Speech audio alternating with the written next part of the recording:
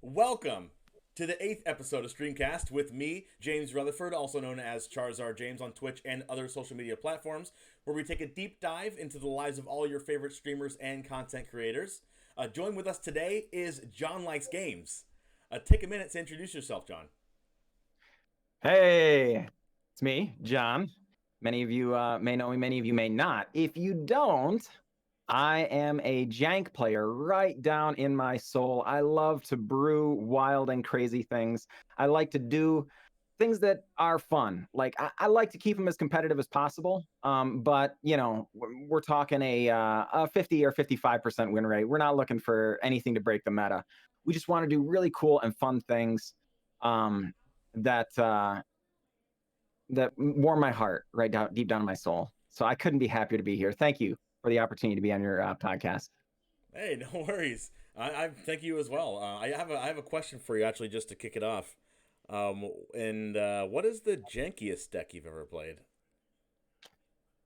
Uh, I mean, that there's probably a really long list there. I've been playing Magic a long time. I actually started in high school in 1998.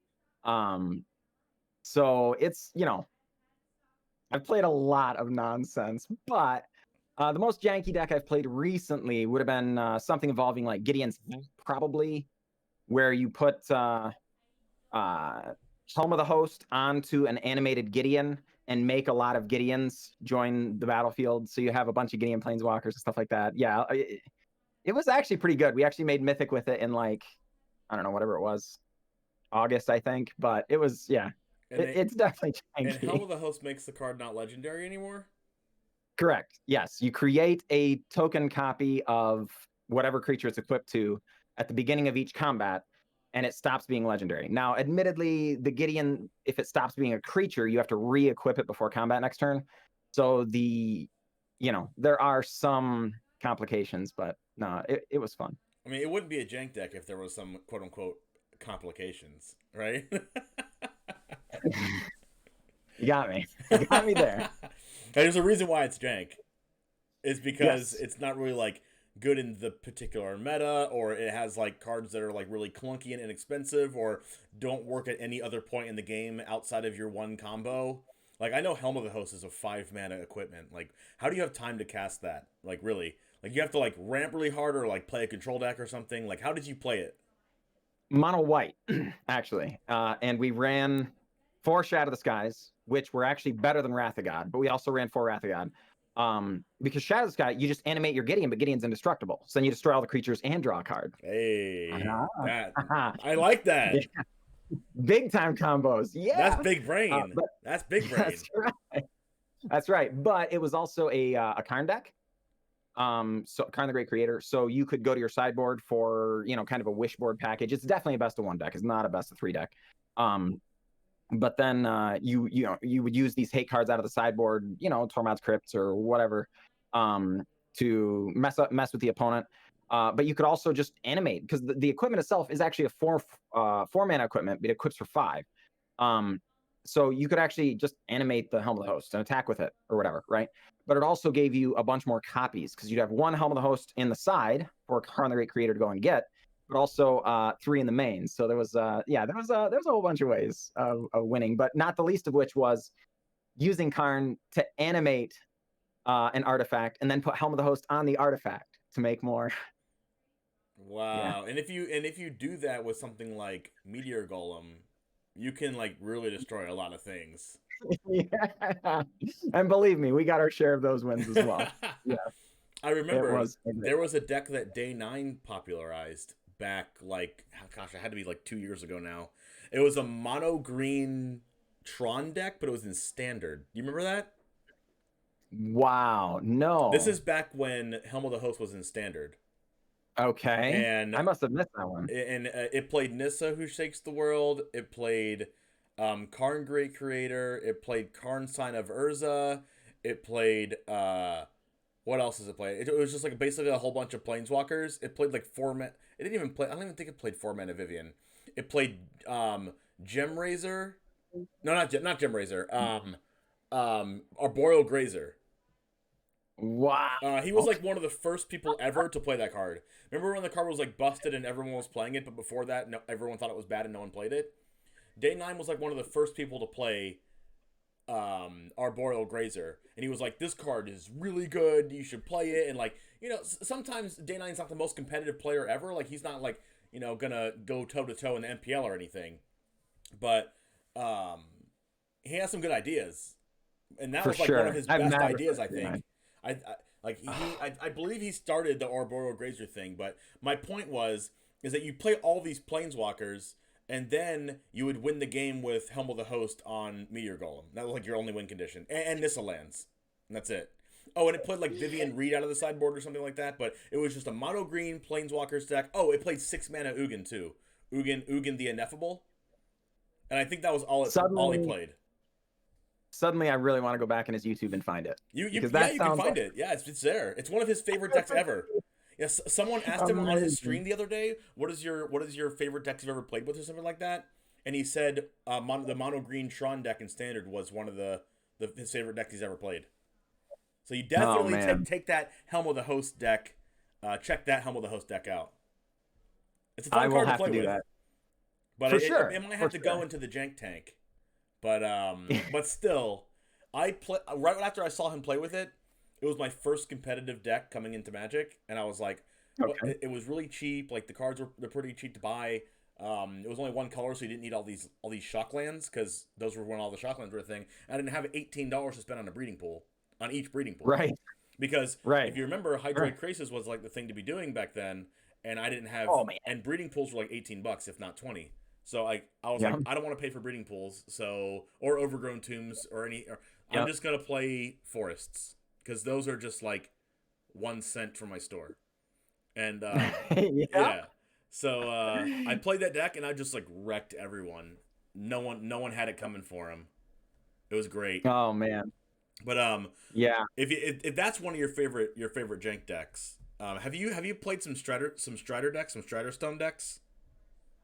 Oh yeah. From time to time, I have a lot of respect for Strider Stone as well.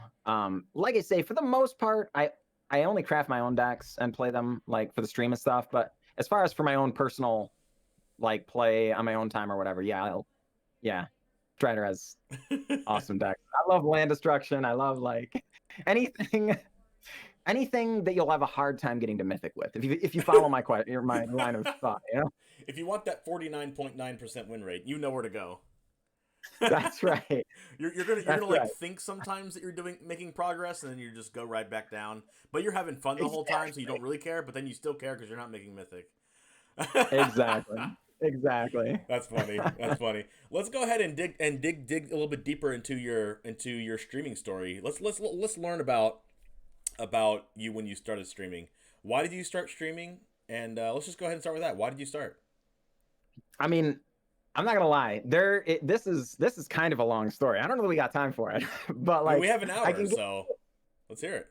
It's a long story. I don't know if we have time for it. Okay. I'll give you the 2 I didn't read version. Okay. Like the long and short of it is, I've kind of always felt like I was supposed to be an entertainer, right? But didn't have a reasonable path to get there. You know what I mean? Like when I was in high school, I legit believed with every fiber of my being that I was going to be a Hollywood actor. And like, I'm not talking like, a 14-year-old kid or whatever. Like I'm talking, I left high school with the intentions of going and being a vocalist, a singer in a band, or go to Hollywood and be an actor. Like, because I just felt like I was supposed to be an entertainer. The deal is the paths to get there are so crazy challenging and stuff. And there's a lot that goes into that. I grew up in a very poor area in northern Michigan and stuff. We didn't have, it wasn't like Disney was coming by for talent or anything, so, long story short, in my senior year of high school, I get a lovely lady pregnant and we get married straight out of high school. Wow, senior year of high school. I graduated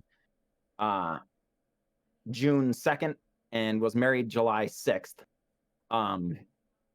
And we lived very, very poor. So I basically just more or less, I mean, again, there's a lot that goes into this, but more or less just surrendered all his dreams. Like I didn't go to college, or well, I mean, I went to college for a little bit, but didn't get a degree or anything like that. And just ended up working a million jobs. And like fast forward a lot of years, we finally have our own business and money is fine. We're not starving to death anymore and all this stuff.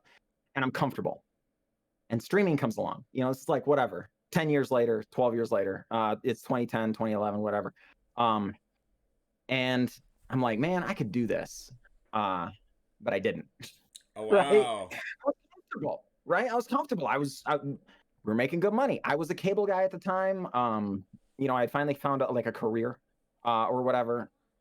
We started our own daycare in the home. So my wife was, working full time, and she'd always been a stay-at-home mom. We had been very poor and everything. So like, I didn't need anything, but like, I still felt like, I was destined for something other. You still had that desire there. Exactly. And I was destined to give something, or to do something other than give people HBO or whatever. Right. So yeah, I just kept thinking to myself, well, when this thing changes or that thing changes, I'll probably start streaming or whatever. Well, nothing ever changed. I was still comfortable for years and years and years. And so now it's May 24th, I think, 2019.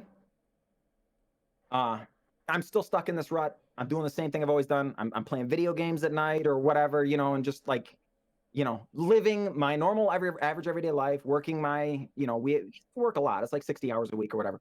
But like, just living life or whatever. May, whatever comes along, May like 24th or whatever. We get a call from one of the parents of the daycare kids. By this time, I'm full-time in daycare. I'm not doing cable anymore or anything. It's just her and I. We run our own business. We're making, I mean, we're not like rich or anything by any means, but like we have 2 cars finally. We've always been a 1-car family. We have all the stuff but we get a call from one of the parents of the daycare kids we're running, like, hey, you need to check the news. We're like, okay. You don't want to get that call. Like, whew, what do you think? Yeah, about I mean, that? exactly. Like, you need to check the news. What? Wait, really? What? Yeah, I mean, I was worried there was like some kind of we have a daycare with our children in our house. I was afraid there was like a serial killer on the loose, or who knows what, something like that. Sure enough, we go and check the news, and no, it's clear skies and sunny, but they're saying you are in danger of a flood right now. Okay. And we're like, wow, okay. So we start monitoring the news. They're saying the dam that is upriver from us, and we're like, I mean, we're miles from the river. Are you in Ohio? But it's Oklahoma. Oklahoma. Okay. So we're on the Arkansas River, okay. And by I mean, like, again, it's a couple miles away. We're in the 500-year floodplain, so we're only supposed to flood when Noah does. You know what I mean? If there's an ark floating around, okay, like you can flood. But like there wasn't even our flood insurance available in our area. We're so far from the water, right? So it's totally out of left field. And like I say, it's noon. They say, actually, we're going at a normal flow for the dam is about 15 to 20 cubic feet, or 20,000 cubic feet per second of water. The dam is currently running at like 120,000 cubic feet of water per second. You are in the yellow to flood if it gets above 160,000 cubic feet per second. And we're going to 165 at 3. And we get this information at noon, right? So we're like, wow, holy crud. So we let the parents know, okay, you got to come get your kids. We're gonna start preparing for a flood. Of course, again, it's blue skies and sunny out. We had no idea, right? That's freaky. And so people start getting the kids and everything. Well, we find out at 2:45. Okay, we're still going to 165. You're in the red, or I mean, you're in the yellow at 165. We're going up to 185 at 6 o'clock, and you're in the red. You can flood. Or you are expected to flood at 185. So we're like, holy crud, we have until 6 o'clock tonight to get out of our house. So, I mean, I've never been very materialistic. We had a camper at the time. We've actually sold it now, but we had a camper at the time. So we just started throwing everything in the camper, like everything, Wow. And, sure enough, 559 rolls around, it's hooked up to the truck, and I haul it away, right? And as it turns out, we didn't actually quite flood yet. Some more water got let out. The next day it went up to like 210 and stuff. But we didn't end up actually flooding until like 2:35. But And these you know, these they were numbers are what metric again? cubic feet per second of water coming out of the dam. Okay. So it's flooding into the river. 235,000 cubic feet per second of water. Okay. That's how they measure it, right? Is about where we flooded. And sure enough, but we did, right? And we lost the vast majority of our stuff. So even though we didn't flood quite when they expected us to, we weren't allowed back to get all our stuff and everything. So we lost just about everything, really. Wow. And we were working from home. Our entire income and everything is based around, because I'm not a cable guy anymore. We have the daycare out of the home, where we watch kids. So, you know, we call our regulatory body DHS, and they're like, yeah, well, this is uncool for you, but, and I quote, it doesn't matter why you close your daycare. If you are not opened in 90 days, you have to restart your licensing process, which is really expensive. It's thousands of dollars and all this kind of stuff. And of course, you know, our home is underwater right now while we're making this phone call. So we have 7 days where the water, or our home is still underwater, and it's every day is ticking against us before we have to get back in to have this done. So wow, and you weren't able to look at your home though, right? At the time? Or no, we're not even allowed in the area. Well, I mean, there were some rednecks boating around, you know, in canoes or whatever, but you would get in trouble if they caught you doing that. You're not supposed to. But we actually had a buddy with a drone who flew it over and everything.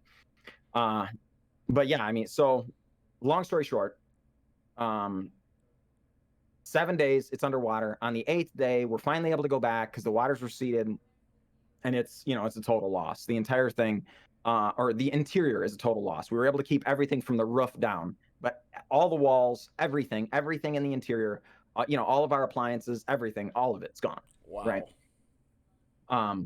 One of the local churches out here came out and volunteered a crew to help us demo it out. And so between that day, the first day they let us back, and the next day, we actually demoed the entire interior of the home.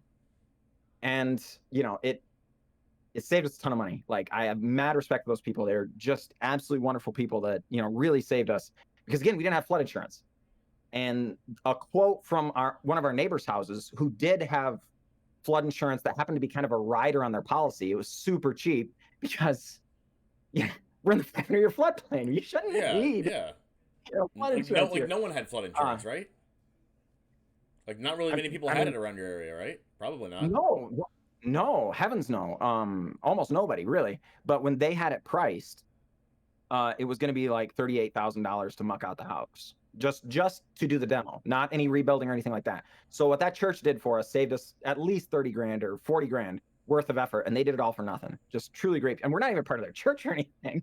Wow. So seriously mad respect. They really did a wonderful thing for us. But then, okay, you're on the clock. We have to be rebuilt and up to DHS standards. Again, you can't just have kids in your daycare, you know, with a bunch of exposed wires and all that. You can't just say we're a daycare in your house. You can't just say that, right? Yeah.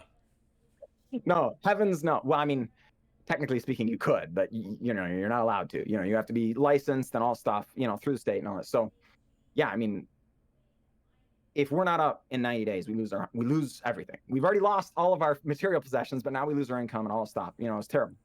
So needless to say, all summer long, and there's a million stories to go with that. I mean, it was a certified natural disaster. I met the vice president. I'm getting like goosebumps right now. Like that's like crazy talk right now. Yeah, I know. Like I say, I mean, there's a whole bunch of stories to go into it, fighting for permits and stuff, because we're just trying to rebuild, and they're like, yeah, but you got to have these other silly, stupid inspections, lead paint inspections. There isn't any paint in the house, and you know, like, really, all kinds of stupid stuff. You wouldn't believe it. Tons of stories in there, but. Long story short, again, met the vice president, like, shook hands with him, told him our story, the whole thing. We're on the news, all this junk, because it was so bad down here. But 16, 18, 20-hour days of just solid banging hammers all day long, we made it. We got there. We're back in the house with a couple of days to spare so that the DHS lady could come and inspect and everything. And you know, I can't tell you how relieved we are and everything. We can get back to normal. So all that said, we got back in on August 17th. That was the day we made it. And we got started again. And I just didn't know what to do with myself. Like, I had a legitimate midlife crisis where everything in my life changed. I was no longer comfortable, right? There was nothing remained of what used to be, right? Now, I did have the good sense to save my computer, thank heavens, from the disaster, right? One of the few possessions we saved was my PC because, wise man, Wise man saves their PC. Yeah. But like for the next couple of days, I kept expecting to sit down on the couch and like watch Twitch or something, like be entertained. But I couldn't. My body was telling me after, again, whatever it was, 80 some days of 16, 18, 20-hour days every single day. And that's not an exaggeration. I mean, by the end of it, we were literally sleeping on the floor, on the concrete, so that we would have enough time to just get a couple of hours of sleep and get back up and keep working so we could make this deadline. Like, my body was accustomed to it. Like, it's time to go. You're supposed to be working right now. Like, no, I put in a 10-hour day. No, it's work time, right? And then it hit me.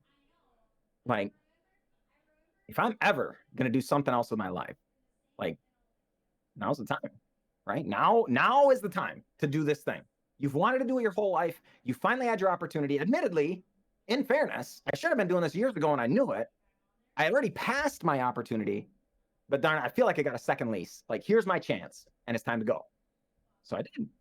That was like, we were back in and running and everything was normal on August 17th. By August 24th, that was my first stream on 2019. Wow. And, again, just trying to keep a similar schedule. I started on 6 days a week, 4-hour streams a night, 6 to 10. And looking back on it, there's no question I was still kind of in shock. I didn't think through how to go about streaming. I didn't have a plan to be entertaining or whatever. Because like I'm still operating on this fundamental level of, need to accomplish the task, need to accomplish the task, need to accomplish the task, or whatever. But then by the end, again, I was finally in action, and that's when the magic started happening. Admittedly, the magic didn't start happening for at least 6 months or something. But still, it never would have started happening without a flood. So here we are, midlife crisis, streaming apparently. So let me ask you: are you in the same house that was gutted right now? Yeah. So the house that we're seeing you in, if you're watching from YouTube, you can't see it if you're listening on the podcast, but that the background that we see right now is the wall was placed in after the flood. This is the same exact house. Yes, exactly. And we did it. We did not do it all ourselves. I want to stress that. I called in every favor from every human being I've ever known. Like, I grew up in Michigan, and I'm like, all right. My wife and I had made a habit for most of our lives, doing our best to be good people and help people when we could and all this kind of stuff. Mm-hmm. And even when we were struggling, we wanted to help people. No, it's your time. We called them in from Michigan, and they almost every weekend we had a new family of people from Michigan driving down to help us rebuild our house. But yeah, I mean, we didn't hire any contractors or anything except the things like we had to have the gas done by a professional. We had to have the heater done by a professional. We had to have the electrical done or checked by a professional. We could do it ourselves, but it had to be confirmed on it. But other than that, all the work was done by my family and friends. Yeah. Wow. So I learned a lot. Insane. Like that is major, like props, kudos, whatever you want to say. It's just like doesn't even say enough to what you had to go through to get to where you are right now. Like super crazy. I don't have experience in a flood or anything like that, but I have been a part of hurricanes, at least 4 of them. but my Wow. my house had never been, totally destroyed by one or anything. I'd never been a part of tornadoes, but just to see that you're in the same house right now Yeah. that was underwater, and you had like Yeah. for the better part of like 3 weeks after the water went down to fully refurbish your house and start your business again. Are you still? So you went from that to refurbishing the house and then also did your daycare as well, or Well, no? that's the thing. We had to have our house completed within that 90 days. So 3 months, right? Um, and we couldn't take any kids in care until it was approved by the DHS lady. Um, and so like, you know, there are some of the areas of the house that like didn't the drywall doesn't look as nice as I would have preferred or whatever, Mm-hmm. if you were being picky or whatever. But yeah, I mean, yes, it was all, we had zero income from the last week in May, all the way through until August. Yeah. And then once August came around, we could finally start taking kids in again. And do you still do that to this day? We do. Yeah. Yeah. That's what I do during the day. And of course that's what Wife Unit does as well. And yeah, so it was a trip, but I don't regret it. Like, if you were thinking to yourself, well, I could use a little more motivation. How about I just have a flood? I would discourage it. No. You know, I wouldn't I wouldn't want to go through it again. But like, I don't regret any of the actions I've taken. If that follows, I feel like whatever. they really gave you just like a kick in the butt to like. Oh yeah. Oh, for real. And I needed one. I wish it hadn't been so hard. Like maybe more of a love tap in the butt. You know what I mean? That would have been, but whatever. What do you So, say? so from when you started, right, when you had that drive, you're like, I'm gonna do 6 days a week. I'm gonna do 4 hours a day. I'm gonna do this. I'm gonna succeed because like that's the way that I am too. When I want to start, when Yeah, I start something, I want to be. I'm like I'm gonna be the best at this. I see yeah, what other streamers are doing. I can do it so much better, kind of thing. And I know I'm supposed to be doing this, and so I'm just gonna do it. What talk about your streaming story from day one until now. What like who watched you on your first week? How long did you get affiliate? And kind of your journey from day one until right now this day in your streaming career. sure. Um, we it took a little while to get to affiliate. Again, I would stress, I really didn't have a plan. I didn't have, uh, I didn't have a, I mean, I had an end goal of it's time to fulfill your destiny or whatever, right? But I didn't have a plan to get there. So I just flying by the seat of my pants. And again, I would wake up at work. It's time for work right now because we work from home, right? And I Mm-hmm. would work until 5:30 and I would stream at 6 and then till 10 and then go to bed, right? Basically. And so I would be exhausted. So I was still in that zone of you don't need to think, you need to act or whatever. So yeah, it took quite a little while. From our first stream was in um, August 24th, and then it took all the way until November. I want to say 14th, but it could have been the 17th. Was when we finally made affiliate. We had been averaging enough viewers, but I just didn't have enough followers, right? I did not make 50 followers until that point. When I first started out, my first goal was 1 follower a week. I didn't know if that was attainable or not. As it turns out, I mean, it was kind of a low goal, right? One A follower a lot of week, like times, that's a year. That's a year until affiliate, right? Almost. yeah. Well, that was my goal, and admittedly, I didn't know. I'd watched a lot of Twitch, right? Like I had been entertained by Twitch for ages. I made my account in whatever 2011 or something. So like, I mean, I could look, but it was in 2011. I don't know when, but whatever. The point is, Yeah. um, I'd been entertained here a lot. I knew kind of what to expect, but I didn't know anything about the monetization. Nobody wants to talk about the money, right? So I figured it could be 3 or 4 years before I ever get my first check and that sort of thing. But I was thinking like if I don't do this, what am I going to do? I could go back to college and actually finish my degree or whatever. Okay. But that's going to be 3 or 4 years before I ever get a check. Right. You could grow your business more, I guess, and get in and have other businesses, have other people basically franchise from your babysitting company, or not babysitting, but childcare company. You could do it that way, I guess. But either way, it's going to take 2 to 3, 4 years to get paid with anything you do. For sure. And that's exactly the way that was my rationale. And doing those things, like, again, I love caring for children. I think the next generation is the most important thing we're doing right now, and all that stuff. Like, education is really important and all that stuff. But I didn't feel like I was built to be a daycare provider. I felt like I was built to be an entertainer. I certainly didn't feel like I was built to be a cable guy or whatever. I felt like I was built to be an entertainer. So I go through all this stuff and do what?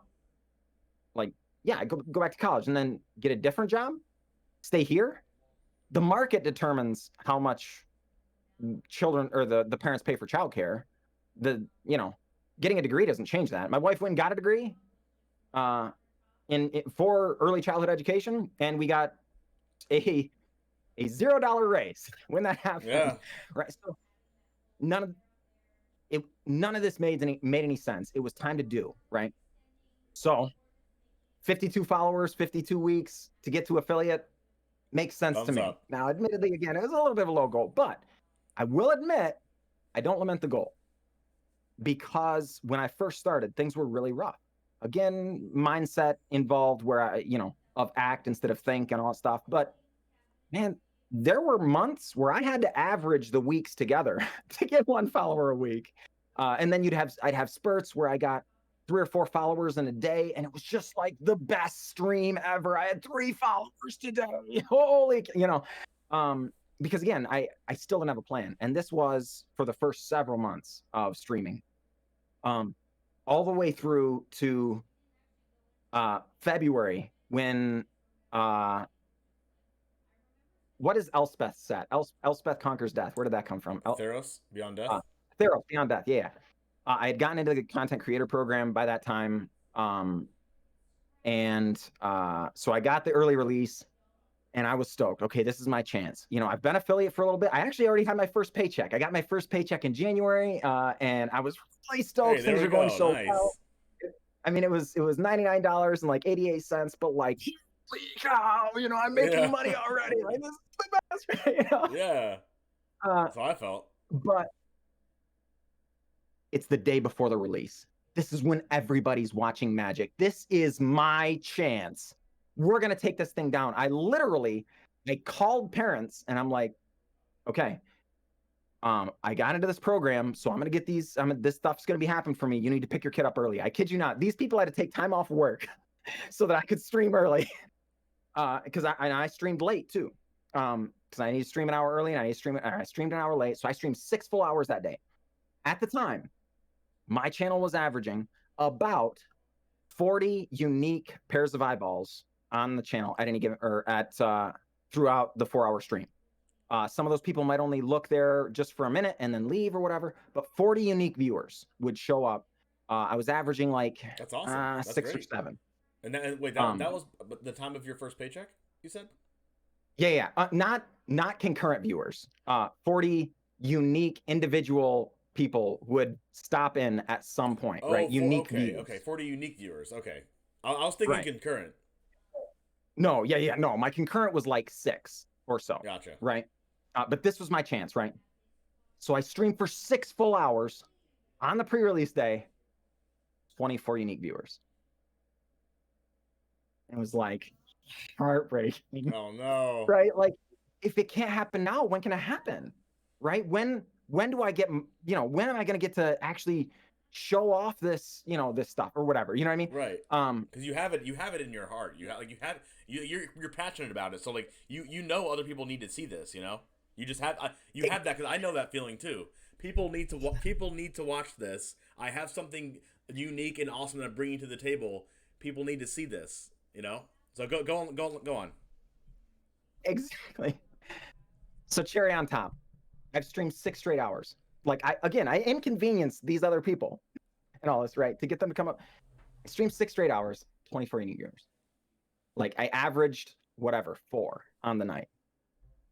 And Heartbreak. Again, pretty heartbreaking. Right before the end, later than I normally stream, right before the end, Alian Shrazi. I go up against Alian Shrazi. Oh, you're matched against him. I'm like, this is great, you know, like as if it wasn't bad enough. Now, right? The few people I got here are gonna watch me get crushed. And sure enough, it's like turn 6. He's playing a deck very similar to one that I already played on stream today. It was the Nyx Bloom Ancient deck where it's doubling or it's tripling all your mana and tripling all your mana and tripling all your mana and everything, you know. And like he had built around that thing and I had built around that thing and I had played it on stream and I did some cool things. And sure enough, he goes off. I mean, he goes off. And he had Teferi, not Hero of Dominaria, Teferi, Free Fairy, Time Raveler on the battlefield, so I couldn't cast any instants.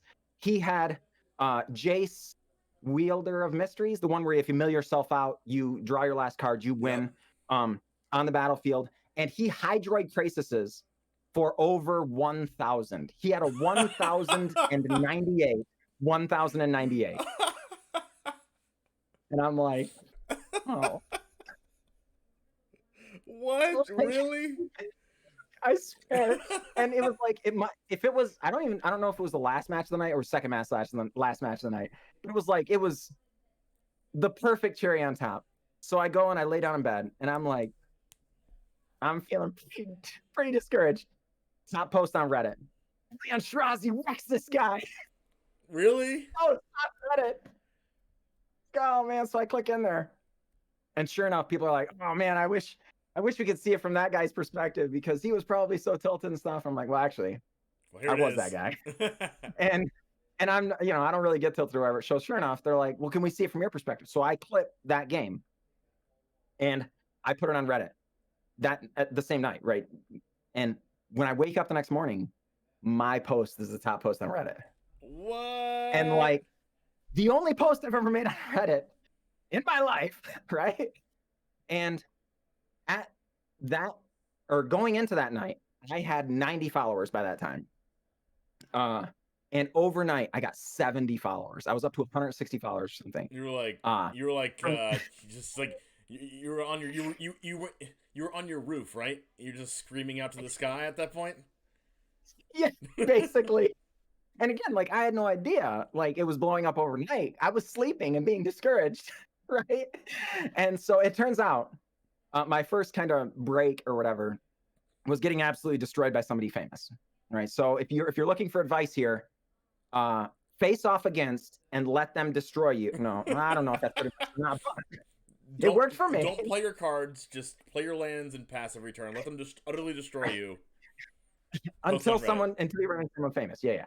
So, but yeah, so we make it this far. I get a bunch of followers, and concurrent viewership, like, doesn't really change. Like, I mean, we go up some, we get a number of followers, but you know, we went from about 6 to about 7 or 8, right? And so the numbers really didn't change that much. But it turns out this whole time, I had been earning faithful followers. Like they were only there for a few minutes. But they would come back, right? And so one of the mods on my channel showed up specifically because I had a good attitude about it, you know, like not getting wrecked, you know, it didn't bother me or whatever, and that sort of thing. And, you know, he's been with us ever since, and like that. So, but now fast forward a little farther, and there's this,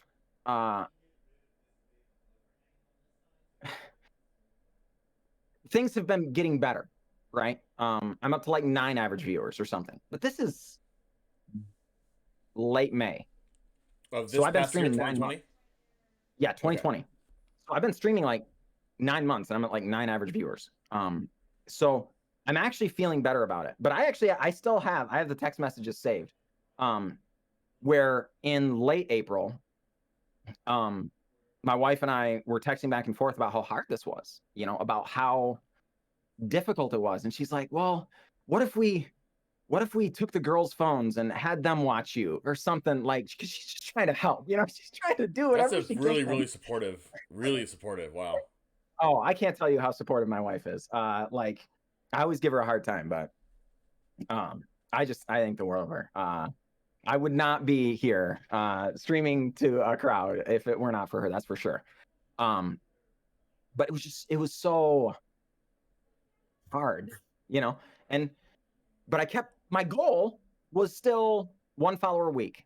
Well, darn it, it's whatever, whatever it was, like late May, and I'm at 212 followers or something. I'm making it, right? So I keep going back to that. It was almost an unrealistic goal that it would be that slow sort of thing, but it was keeping me going. And Rocketman04 happens to me in chat right now. Said, "Hey man, why don't you ever raid?" And I was like, well, honestly, I don't know how. Like that was all there was to it. I didn't have a plan. I didn't have. Yeah, you just started and streamed. Yeah. And, it was almost like, I'm always talking about trying to help people and things like that. He's just like, well, why don't you raid? And I'm like, well, I don't know how. So I had to go to Google, like my little crowd of 10 people or whatever is sitting there waiting on me. So I go to Google and I look up how to raid. Boom. From that point, if I had to give advice to new streamers, network. It's the cheat code. Make friends. Be good to people. Help people. Be a good person. From that point on, like, seriously, Rocket Man took me over to the Nerdy Steve. Love him to death. Great person. Oh yeah, I love and Steve. At that point, that is when growth started. Like literally from then. Like it took me 9 months to get from from 0 average viewers to about 9-ish average viewers. And then the next month I was up to like 16. The next month I was at 19 because we took a vacation. The following month I was well into the 20s and then into the 30s and then into the 40s, just like that. And I mean, we made some other changes. Again, we went out and got branding stuff and logos and things like that. I finally developed a plan. You got the plan. Yeah, but if you are looking for a cheat code in streaming, if that's your thing, like, go out and find people like you and be friends. I know. Boom. It's controversial. Cheated. But like, there you go. Wow. You cheated. I don't know what to say. Yeah, I mean, I feel guilty about it some days, but there you go. Like I don't know why I thought of streaming from the beginning. I mean, not streaming, raiding from the beginning. But I've raided since my first ever stream. Really? Yep. Wow. Man, see, I'm not gonna lie. I wish I had. Like, again, if of all of the things I have done differently, and all that kind of thing, the number one thing, if I would go back and change, is absolutely just start raiding sooner. It's like these people are going to go and find content somewhere else anyway. Like, again, I am of the opinion that a rising tide raises all ships. So let's just make up. Let's just say there was a streamer named, I don't know, Charizard James. Let's just say that person existed, right? I wonder who that is. Sounds like a cool guy. Yeah, let's make this hypothetical Charizard James a cool guy. Okay. Yeah, all right, let's do it. And this person happens to stream in a very similar time bracket to you. So your competition or whatever, you don't stream all the same times, and you're not going to be everyone's favorite streamer, right? That's not a thing. Everyone is going to have their own personal preferences. You're going to rub some people the wrong way. Other people are going to take to you instantly. The vast majority of the middle ground are people that are like, I don't care for what you're doing today, and they're going to go and find someone else or do some other thing. We're not competition. We're helping one another. The more people that there are in the Magic the Gathering or any gaming category at that given time, watching people, the more likely they are to stop into your stream, right? The best thing we could do is get some more people as big as croquis, soaking up all the viewers, making it difficult on the little guys so that there's more people here. The more people there are, the better, right? And in that way, bringing your viewers over to somebody who's streaming after you is zero cost, right? Like, Yeah. this is the freest thing you've done ever because they're streaming after you, Yeah. right? And yes, so I would absolutely, beyond any question, do that. Raid now. You know, oh, but what if, you know, insecurities or whatever? What if they like that other person better than me? Well, they're gonna find him eventually, right? This is just delaying the inevitable. If their content is better than yours, make your content better. I was just gonna say right? that. Right? Because again, yeah, okay. If this hypothetical Charizard James is so cool and he's an awesome person and he's streaming at the same time as me and he's my competition, fine. Some number of people will go to him, this hypothetical Charizard James fellow. But some of his people might come to me if he begins to realize, wow, this guy's a really nice person. He's trying to help me. Because if you're trying to help people, people like that. They do. Right? Go I know. figure. All of this is blowing everybody's mind. This is blowing my mind, and I do this. Yeah, right. So yes, that's the thing. Do that. Yeah, Do that for sure. That's the thing. Like when I would raid someone after my stream, they might be streaming at the same time as me right now, but they might not always be streaming at the same time as me right now.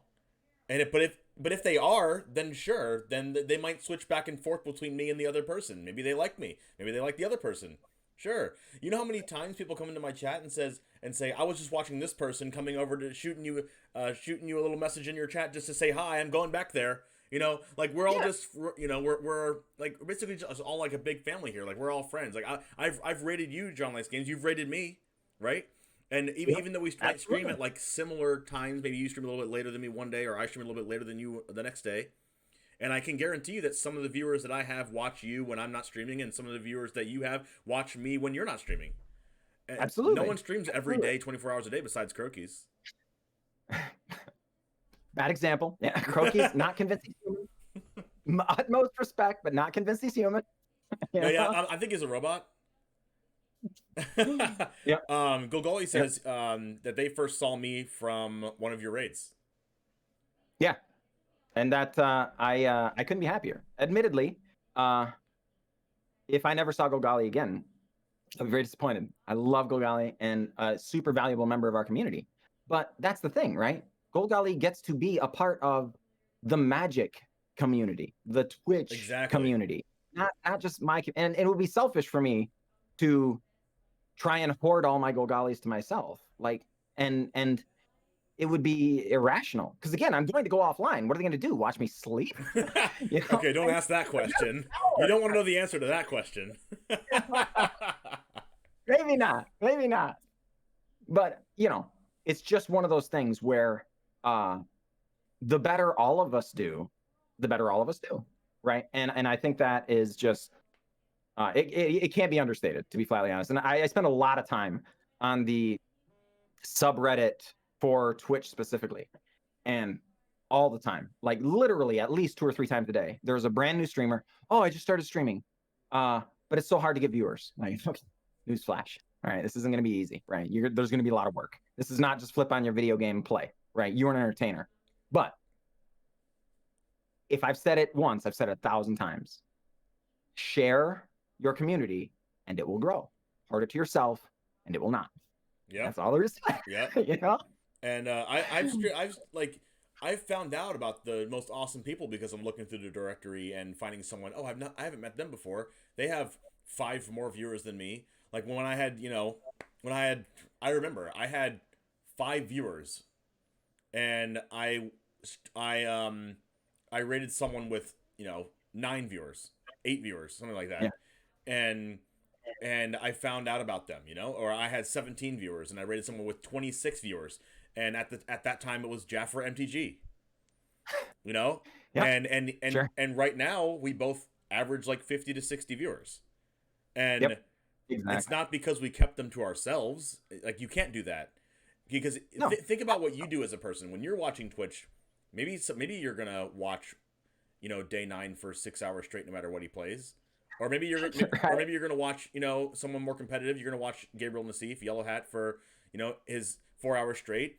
But for the vast majority of people, maybe they'll watch Yellow Hat for one game and then the game ends, and then they're like, "Oh, hey, John Likes Games is streaming right now. Oh, they just got on. Okay, let me watch that for a second." And then you see, Ali Eldrazi. Okay, cool. I'll watch him for a second, and you just keep going back and forth between people. But maybe if John Likes Games didn't raid Charizard James or vice versa, I would have never found out about that person. And now I love their stream. Exactly. And now, more importantly, you are looking for entertainment during my time bracket, give or take, on Twitch instead of on CBS or NBC or something, right? Like, you are coming here for your entertainment. Now, if you spend a greater percentage of your Twitch time on somebody else's stream, that's fine. You're still spending more time on Twitch. Again, helping everybody, right? Net positive is what I like to say. Great way of saying it, for sure. And like, we, whenever it was in mid-July, so again, I was averaging 20, something like that. I rated this kind of brand new streamer. Some of you may have even heard of this brand new streamer. He's acquired a little bit of fame. Mythic Matt? Yeah. Mythic Matt? Yeah. We rated him. He had like 6 people, right? And he was like really stoked. He was really excited and everything. Now he is blowing us up. Oh my goodness. Thank you so much, Golgoli, for the halt for the halt the podcast for a split second. Thank you so much for the 10 gifted subs. Thank you very much, Golgoli.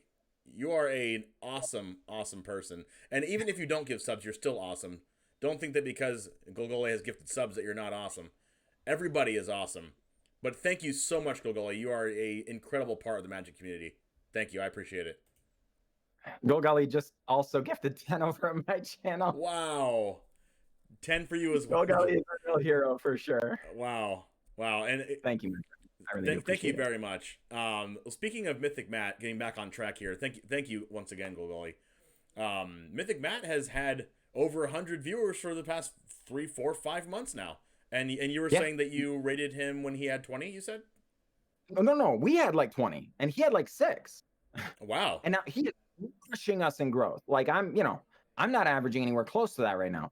And but again, it would be really easy for us to be jealous of Mythic Matt. And like I say, when I got there, my stream is family friendly, and like sometimes that can be difficult to find. So when we found Mythic Matt's stream, like we rated Mythic Matt probably 2 or 3 times a week for the next several months, because I'm a huge fan of the content. I think he's a super, super awesome person. Mm-hmm. I really, really appreciate him as an individual and his content and stuff. But yeah, I mean, so it would be easy to look at that and say, well, he's got more viewers than you now. What are you doing wrong, or what is he doing right? Or whatever, right? But no, I don't feel jealous in the least. I'm really happy for him. Well, one of these days, he streams later than me. Like, one of these days, it's one of those things where what happens when we can do collaborative streams and all that sort of thing, right? Like, to pretend like this is some kind of zero-sum game is just, I think it's so short-sighted. Like, you are not going to ever have a mindset of growth if you can't accept that some people are going to be doing it better than you. Mm-hmm. But when you see someone doing better than you, it is really important that you also take a really introspective look at your content, right? And decide, what are they doing better than me? Maybe they're just better at the game or whatever. Okay, fine. Maybe they're more charismatic. Maybe they're better looking. Like, fine. But don't take the easy route. Don't be like, oh, it makes me a little upset, but it's a girl or something, right? Like, no, Yeah, don't girls start have it with harder me. than guys, like most of the time. Like, Right?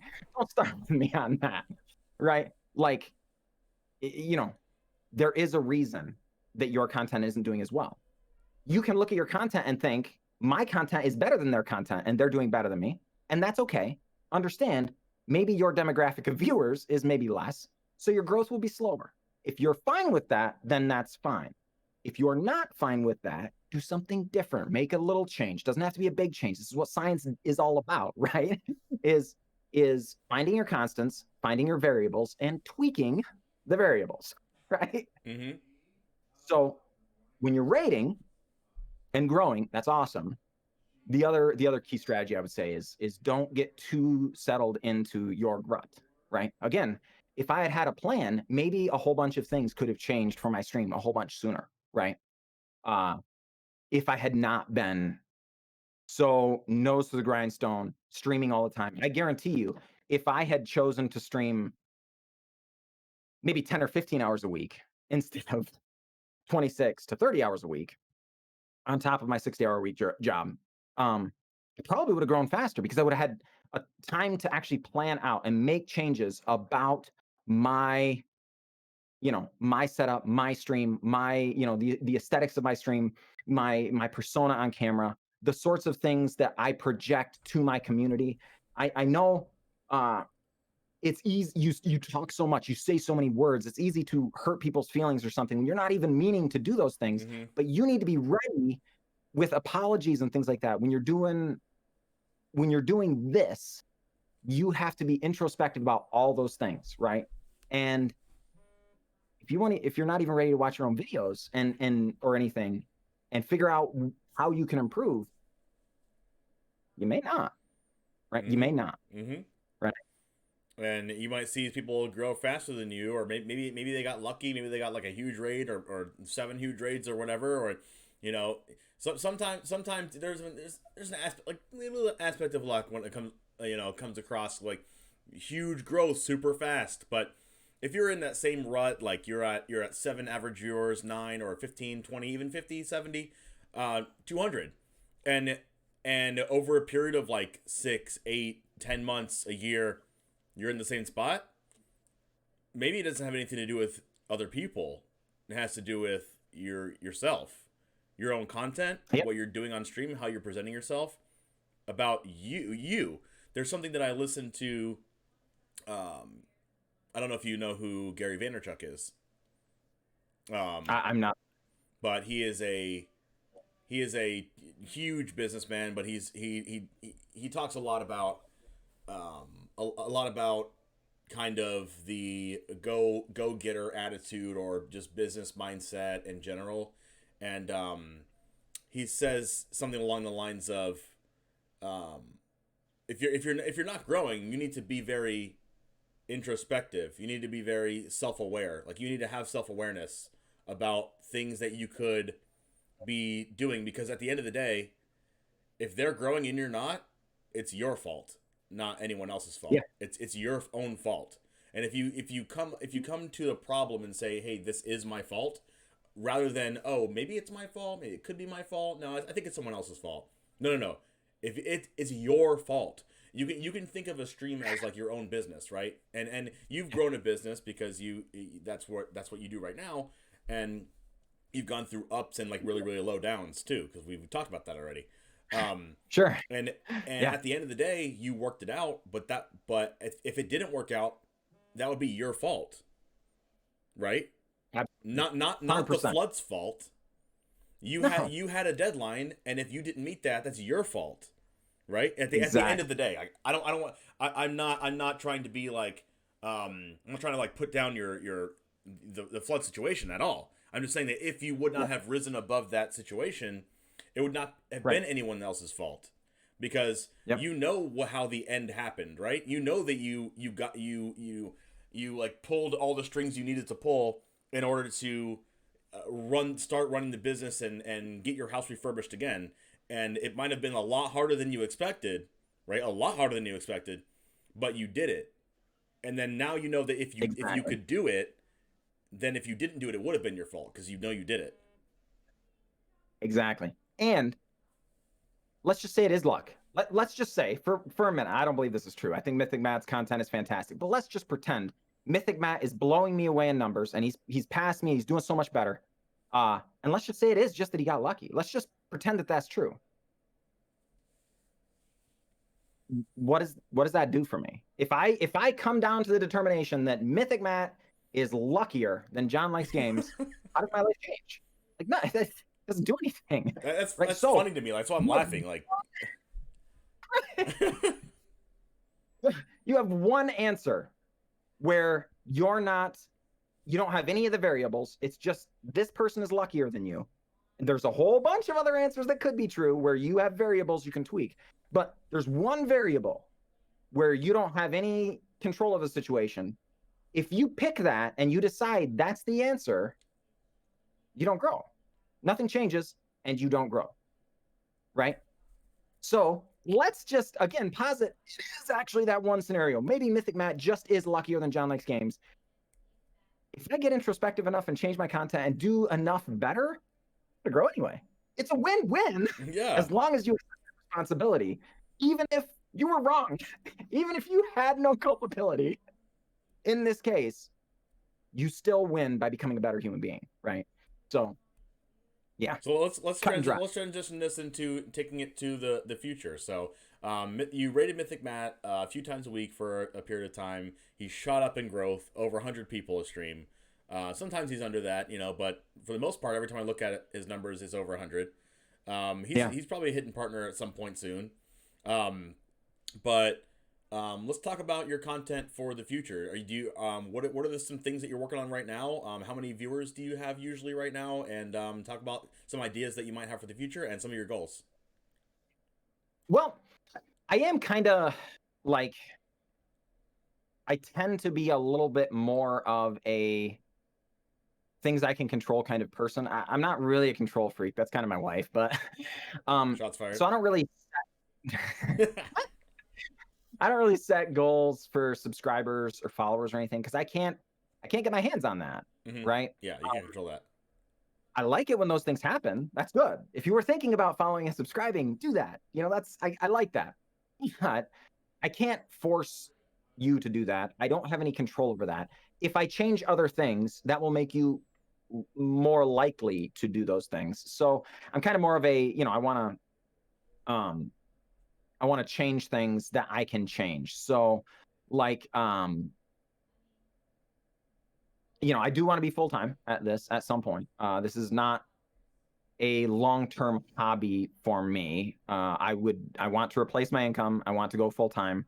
I want to do content creation full-time in the future. My goal, that is not my goal for this year. Again, my goal from the beginning was the length of time it would take me to complete my college.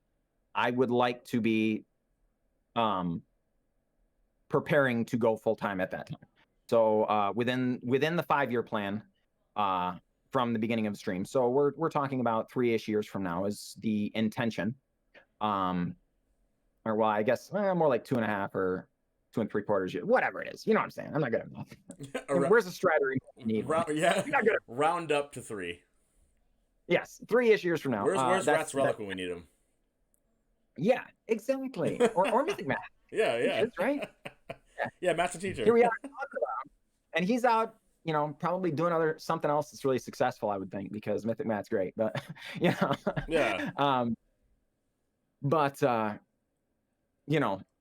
So I can't control that though. So I am currently working on being more active on social media and things like that. I am pretty boomer that way. I really had a hard time acclimating to platforms like Twitter and things. On a personal level, it's never a thing that I wanted to do. I had a Facebook for like a year when it was kind of newish, and I deleted it because I just don't need that in my life, and I don't need I don't need other people's validation or whatever. You don't need to see my food or whatever. Whatever the platitudes in my mind were. Mm-hmm. That's all that's going on over there or whatever. But I am acclimating now because I do think it's important to be able to reach your viewers and things. You know, what happens if I'm ill and you show up to the stream and you're disappointed because you didn't know? Like, yeah, I could have just sent out a tweet. Hey, I'm really sick, right? So it's valuable. It's important. But I'm definitely a little bit behind the 8 ball on that one. So I'm working on, you know, being active on those platforms. I'm working on trying to spend at least 2 hours a week, sometimes as many as 4 hours a week, actively trying to learn things that can improve my stream. So it's learning about the different settings in OBS and all that kind of stuff, because I completely knew. I had actual zero idea what any of these things meant or did when we first started. My brother-in-law walked me through it, and man, he did his best, and I am super thankful, because I couldn't stream at all if it hadn't been for him. But we had no idea. We were totally clueless, and I'm not much better now. I'm still pretty boomer on that, but you know, that's the idea, is we're trying to move that direction, with, you know, inside that plan that we established, right? Well, I'm in the same boat as you. When I first started streaming, people couldn't even, on my first day of streaming, no one could hear me talk. I didn't have I didn't have a mic. No one could even see me either. I didn't have a webcam. Oh boy. So what I did was I had to talk to them in the chat, in my own chat, on my first day. I mean, but like the thing I did is I know for a fact that if I always wanted to do it, right? So when I got my computer and I found out that I could start streaming, right? I was like, one day I was walking around my house and I was like, I could stream today. Knowing absolutely nothing. I always knew I wanted to stream, and I was like, I'm gonna stream today. So I got on my computer. I went to Google, how to set up a stream. So sure. They were like, download OBS, and I was like, well, I don't know what this website is, but okay, all right, sounds cool. Download, and like, yep. I didn't know what it was at all. I didn't know what a scene or a source was or anything like that at all. Yeah. So I was like, okay, well, let me see. Let me spend an hour trying to set up the actual game on my OBS, and then I just clicked start streaming.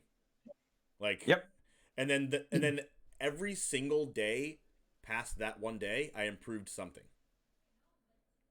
So the next day, I was like, man, it was really awkward, like talking to people in my chat and no one could hear me. What if people could actually hear me? That would be so much better. So I was like, right. I was work from home as well. So I took my headset from my job and hooked it up into my computer. Sure. And I spoke out of the little tiny, really bad, really terrible quality microphone in my it's not even with me right now, but really terrible quality headset that's like microscopic in size of the one I have right now. And just so much worse. And I put it on and it worked. And I was like, I can talk now. And then the next day after that, I was improved something else. Like I improved the way my layout looked on my about page, or I wrote something else, or I, just every single day I improved on something until I'm still improving to this day right now. Like I literally just finished doing something for my stream today because I'm improving something every day. So my biggest advice would be to just, and I'm not like a big streamer right now, but I can just say that if you're thinking about starting streaming and you don't know and you want to, but you don't have everything set up yet or everything perfect, or you see someone like Yellow Hat, or you see someone like Crokies, you see someone like Day 9, and they're like, oh my gosh, they just have everything so together and so like perfect and everything. They didn't have that when they started. No. You're looking at the product, the full product. You're not looking at the years and years and years it took them to even get to this point. What if you started from absolutely nothing right now and just clicked start streaming, and then a year from now, by improving something every single day, now you're at that point, and now someone else sees your stream and is like, man, they have everything all together, right? Yeah, exactly. And And I've heard this so much, again, on the Twitch subreddit stuff. I've heard this so much that people say things like, yeah, but whatever, insert famous streamer name here, because a whole bunch of the OG gang, they don't worry about this or they don't worry about that. They do just flip on the game. They play whatever they want. They do all this, all this stuff. Yeah, okay. They were in the right place at the right time, and you don't have that anymore. So even if you're right that they literally do just that, you aren't in that spot. You're going to have to do more, right? You're going to have to go the extra mile and catch up to these people who do have 10 years of experience now. Mm-hmm. These people are 10 years ahead of you. Go find a plumber first day on the job. Compare that plumber first day on the job to the guy who's been doing plumbing for 10 years. You can't even expect. It's not even logical to think that you could be as good or polished or whatever as that plumber that's been plumbing for 10 years. Or, man, exactly. That plumber has 80,000 clients in their company, and you have one client, right? And you're like, how does this person have everything together?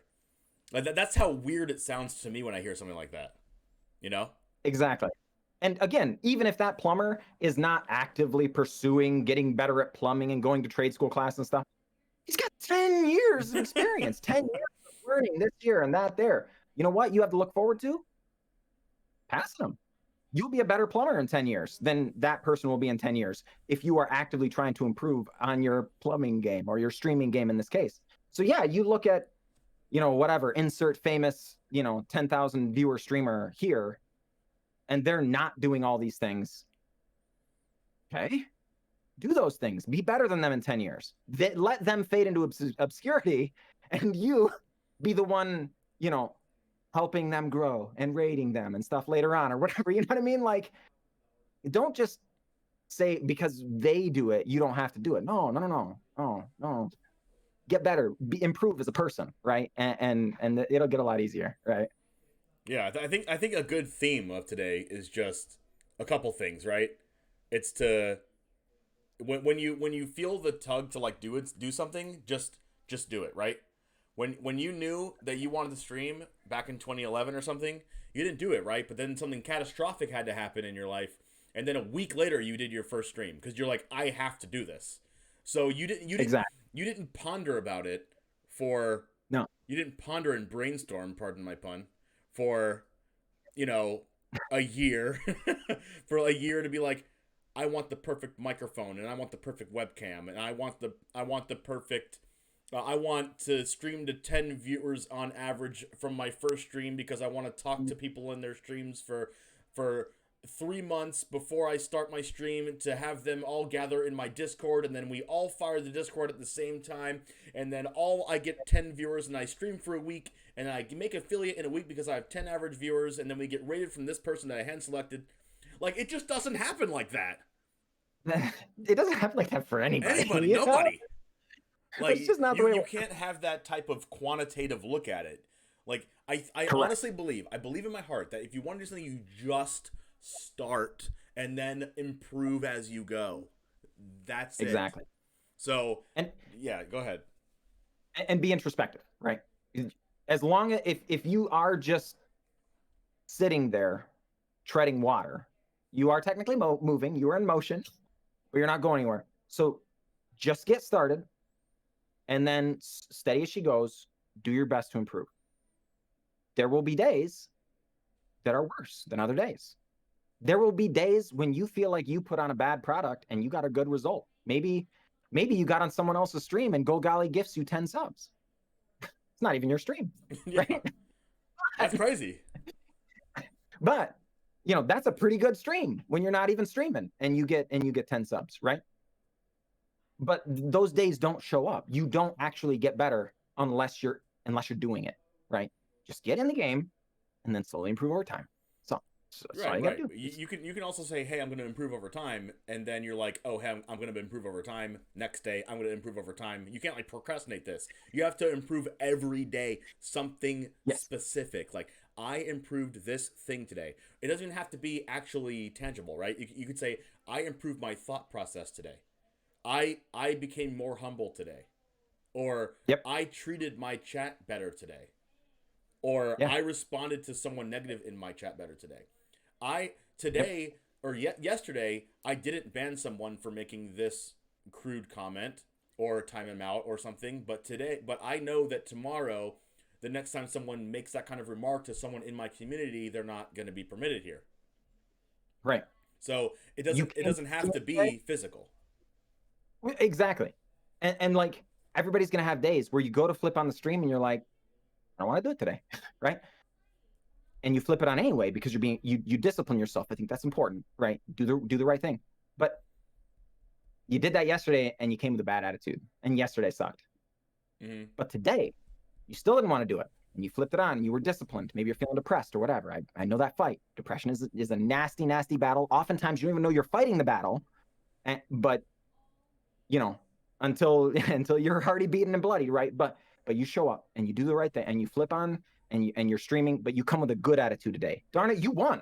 You improved as a human being because you did better. You came with a good attitude. You showed up, you produced better content today. Yeah, It's right. not gonna happen. It's And not gonna happen. people, and the thing is, you might not notice it right away, but people in your chat notice. Absolutely. People will come to your stream and stay there now because you improved yourself. Maybe you were having a bad day one day and you had like 10 more viewers than you, not viewers, 10 more unique viewers than you usually did. Like people just popped in your stream but popped out because you didn't have a bad attitude, you didn't have a good attitude. But Yeah. today you had a great attitude the entire stream, and you were pumped today, and even though you didn't want to turn on the stream, you turned it on and you were determined to be positive, right? And then those 10 people, 5 of them stayed, and now you have 5 more average viewers tomorrow. Exactly.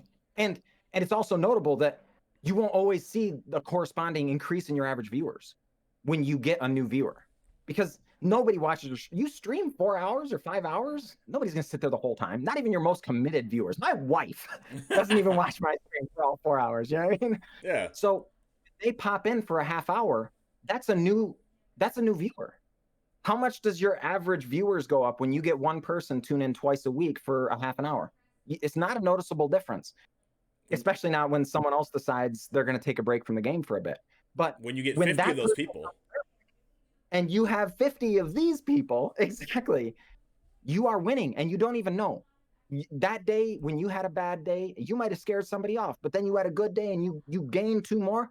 Darn it, you are getting there, but you just got to stay in it. You just got to stay in it. You gotta keep doing better for you and for your content too. This isn't even just you grow as a person. I think that's important, but like your content improves when you get better, right? yep. Like that's actively better. Everything is better. Right. Right? Yeah. Yeah. And one more thing I wanted to talk about, the 50 people that are, the arbitrary number 50. It's not an actual number, but the 50 people that watch your stream for 30 for like 15 to 30 minutes at a time, and they go to their other favorite streamer and say hi to them and interact with their chat.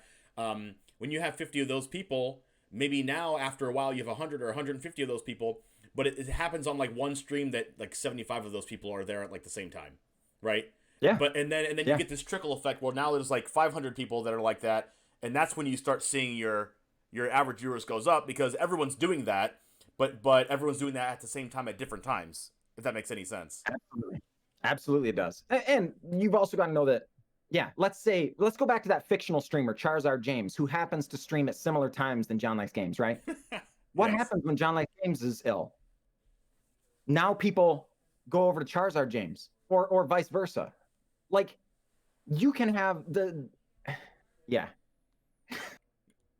Just gaining these viewers for even a short period of time, you are winning as long as you just are continuing to improve and get better, right? Like the numbers will Right. come if Right. you do better. And Right? and you're not gonna really know at first if you're even gaining them, but No. staying in a positive attitude all the time. I mean, it's very hard to do that, right? I mean, it's not really that hard to do for me. I don't know why. Like, I just don't.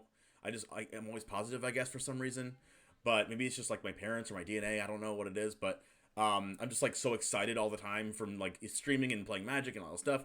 But as long as you stay positive and you interact with people and cultivate a community and grow your content and grow yourself, it's just gonna happen. It's basically inevitable. Like it's gonna happen. Yep. So I agree. that I think that was a really good way to cap it off for this. I do have a question for you though, and this might make or break the entire podcast episode here.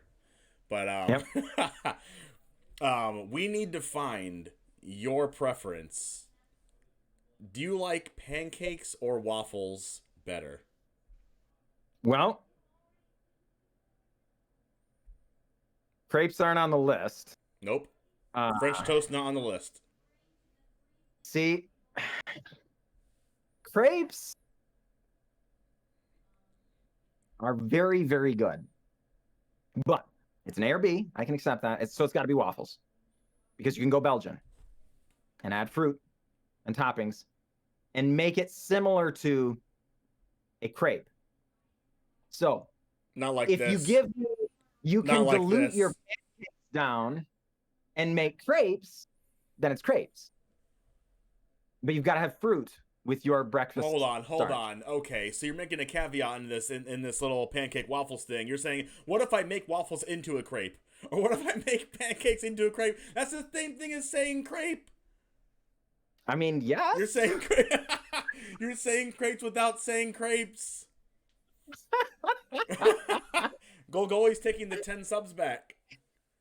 Yeah. Oh no. Oh no. Okay, here's why the answer is pancakes, and it has to always be pancakes, and here's why. Okay, you ready for this? All right. Okay.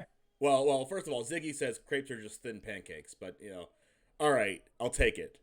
But Sure. here's why pancakes are the best, okay? They're the most consistent. And what I mean by that is the consistency of pancakes over the consistency of waffles. When you go to a restaurant and you order a pancake or waffle, that waffle can come out stale. It can be like frozen Eggo waffles. It can be like super stale, and like maybe it's not even at that point. You have to like crack the waffle to like even, you can't even cut it with a fork anymore. You have to like get a steak knife to cut it or something. With pancakes, I mean, you could get a really good waffle, and like props to anyone who makes like an insane waffle. Okay, at that point, I would prefer a waffle. But this is why I like pancakes. You're never gonna get a frozen freezer pancake. You're not gonna get like a stale pancake or like a crunchy pancake, right? You're gonna get the same consistency of pancake every time, and then you can dress it up however you want, whether it's like butter or whatever you like. Strawberry jam, doesn't matter. Chocolate chips, whatever you want. Cinnamon, bananas, doesn't matter. And it's gonna be the same consistency every time, for the most part. Now, let me hear what you have to say, John. I would rebut with, I was under the impression we were talking about homemade. I don't actually do restaurant food very much. I have an argument for homemade waffles too, but go ahead. But we have a waffle maker, and it is a professional grade waffle maker. That's my point. So our waffles are supreme consistency. Every single time, they're exactly right. So I think that's actually one of the reasons I prefer waffles, is when you pour a pancake, it can be any amount of shape or doneness or anything. And when you have children wandering around and like causing havoc and things, your pancake can get overdone. Your waffle will beep at you. Come get me. I'm done. It's time. Your food has arrived.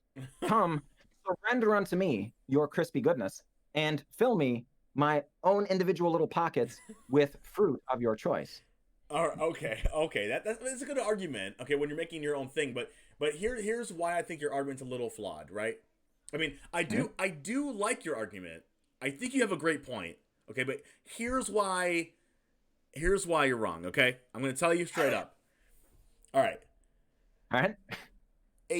Even I agree that when you have a waffle maker, that the waffles will be better than a pancake when you're making it yourself, and you can control consistency and all that kind of stuff. I agree with that. The problem is you have to have a waffle maker. That's its own problem. You have to go out and get a waffle maker. It's like already not worth it at that point for me. Like you can make a pancake anywhere. You can make a pancake on the ground outside of your house. It's not gonna be good, But like you can just have a regular pan and make a pancake. You don't have to have like a special waffle maker to make the little pockets, and like you don't have to have the special maker in the first place. I can accept that, and for the most part, waffle makers are unitaskers, so I'll give you that. Oftentimes, if you have a fork, that can be used in a whole bunch of different ways in your kitchen. However, the waffle maker is largely just for making waffles. But I would rebut with waffle cones. Are you kidding me? Are you gonna posit that That's the crepe argument. That's the crepe argument, though. Right? Well, I mean, I can have this thing, but it's in a different way. I mean, yes. The waffle I agree. Waffle cones are awesome. I must say, you can't have a pancake cone. Have you heard of a pancake cone? Right? No. Sure. I mean, theoretically, you could, but it would be horrible. You would not enjoy it. I like it. That doesn't sway the argument, though. That doesn't sway it in any one way or another. All right, we digress. You're on waffles. I'm on pancakes. I'm right. You're right also. Okay, we're both right. All right. Well, thank you so much, John Likes Games, for hanging out with us in the StreamCast Podcast, episode 8 today. It was a pleasure, more than a pleasure, talking to you. I loved learning about your story as well. I had the greatest of times. We're just gonna have to be able to do this again. Oh yeah, 100%. Gotta do this again. 100% do it again. All right, folks. Thank you for listening as well. If you're watching from YouTube or listening to on the StreamCast Podcast, wherever you get your podcasts as well. And we'll see you for the next StreamCast in 1 week.